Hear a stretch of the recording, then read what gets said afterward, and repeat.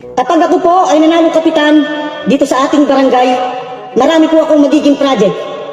Ang kauna-unahan ko pong magiging project, ipapagawa ko po ang bahay ko. Bakit kanyo?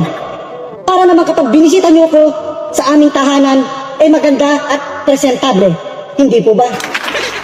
Ang pangalawa ko pong magiging project, bibili po ako ng magandang sasakyan. Bakit kanyo?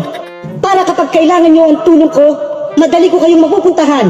Hindi na po maglalakad ang inyong kapitan. Ang pangatlo ko pong magiging project, bibili po ako ng bagong cellphone. Yung latest po, iPhone 15 Pro Max. Bakit kanyo? Para kapag ako'y tinawagan nyo or kaya'y tinext, madali ko po kayong ma-replyan o masagot dahil latest po ang cellphone ng inyong kapitan.